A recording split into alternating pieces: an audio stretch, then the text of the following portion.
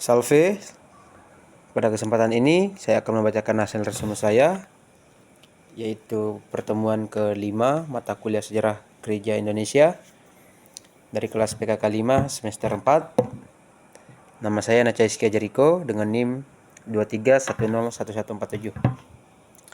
Sejarah Gereja di Nusantara.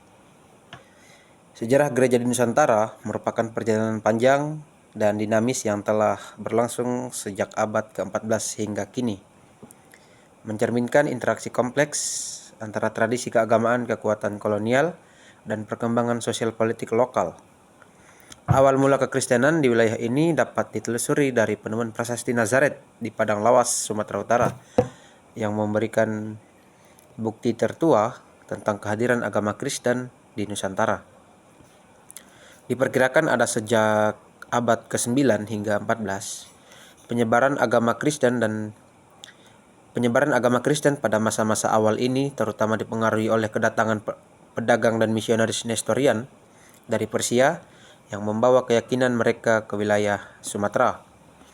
Pada abad ke-16, dinamika keagamaan di Nusantara mulai mengalami perubahan signifikan dengan kedatangan bangsa Portugis. Para misionaris Portugis, terutama dari Ordo Dominikan dan Yesuit, memainkan peran penting dalam menyebarkan agama Katolik. Franciscus Xaverius, seorang misionaris Yesuit,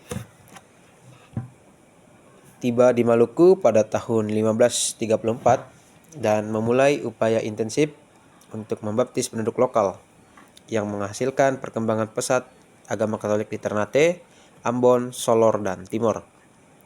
Periode ini ditandai dengan pembentukan komunitas Katolik yang kuat dan terorganisir di wilayah-wilayah yang dikuasai Portugis. Namun, dominasi Portugis dan perkembangan agama Katolik tidak berlangsung lama. Pada awal abad ke-17, kedatangan Belanda yang berhaluan Calvinis membawa perubahan besar dalam lanskap keagamaan di Nusantara. VOC menerapkan kebijakan yang melarang agama Katolik dan hanya mengizinkan gereja-gereja Protestan untuk berkembang. Kebijakan ini mengakibatkan kemunduran signifikan bagi komunitas Katolik, sementara agama Protestan mulai mendapatkan pijakan yang kuat, terutama di wilayah Ambon, Minahasa, dan Batak.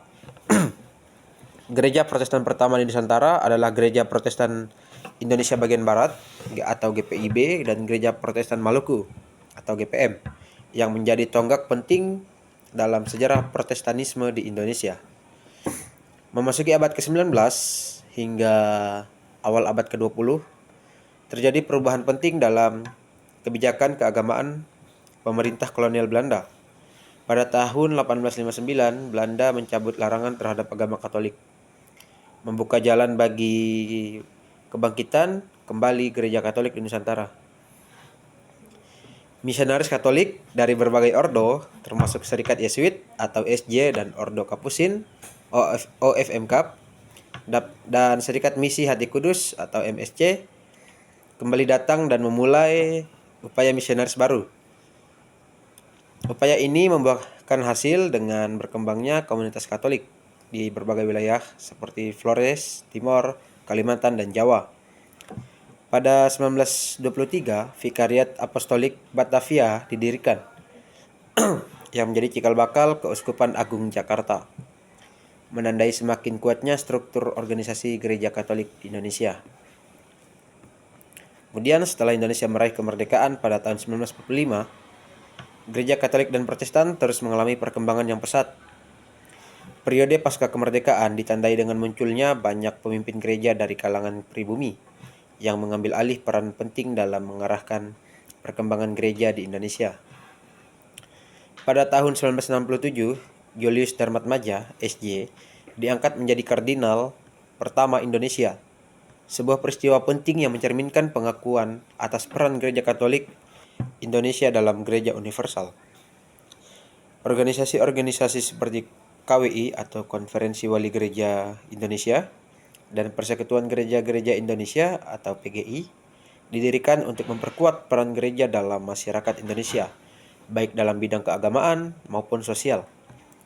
Hingga saat ini, gereja di Indonesia terus berkembang dengan berbagai keuskupan dan sinode yang aktif dalam membangun pendidikan, pelayanan sosial, dan pelayanan pastoral bagi kita umat, serta berkontribusi dalam pembangunan bangsa. Hanya ini hasil resum saya pada pertemuan kelima. Semoga bermanfaat untuk kita semua. Terima kasih, Tuhan Yesus memberkati.